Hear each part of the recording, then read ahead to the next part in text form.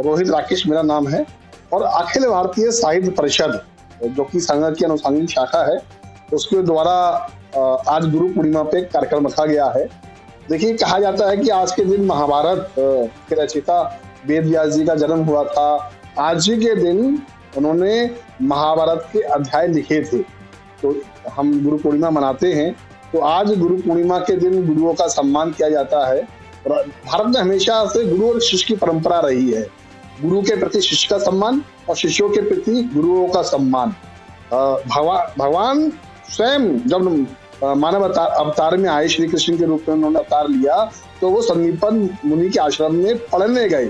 श्री राम जी जो है स्वयं गुरु से दीक्षा लेने गए। तो ये गुरुओं की परंपरा का देश है। तो यहाँ पर हमेशा से गुरुओं का सम्मान रहा है। कबीर दास जी ने भी लिखा है, ये गुरु गोविंद दो खड़े काके लागू पाए, बलिहारी गोविंद आपने, बलिहारी गुरु आपने गोविंद दियो बताए। तो गुरु जो है गोविंद तक जाने का रास्ता बताता है। तो आज ऐसी गुरु पूर्णिमा पर मैं गुरुओं को सशक्त नमन करता हूँ।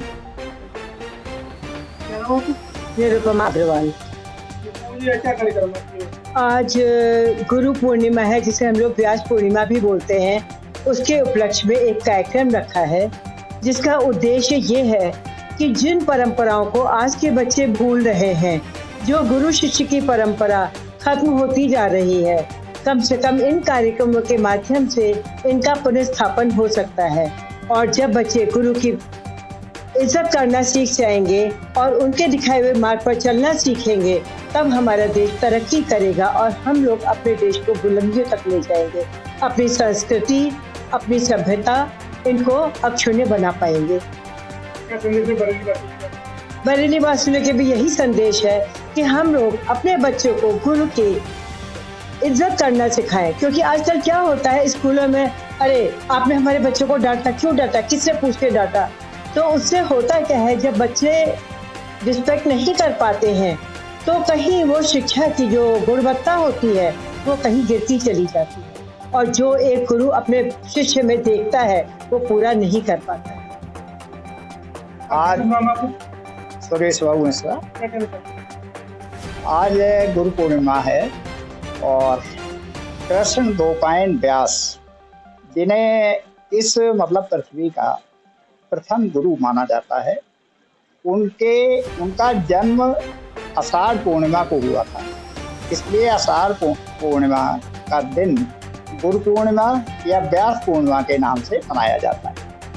और इस पर्व को मनाने का उद्देश्य यही है कि हमारे समाज में, हमारी संस्कृति में, हमारे धर्म में, हमारे नौजवानों की श्रद्धा अपने शिक्षकों के प्रति, अपने गुरुओं के प्रति बनी रहे और बिना गुरु के सच्चा ज्ञान नहीं प्राप्त हो सकता, निष्ठा विश्वास नहीं प्राप्त हो सकता।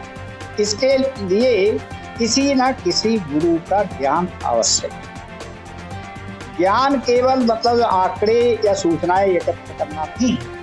ज्ञान जिससे है कि वह चारित्रिक रूप से सुदृढ़ हो, आध्यात्मिक रूप से सुदृढ़ हो, और जो सामाजिक दृष्टि से है उससे भी सुदृढ़ हो।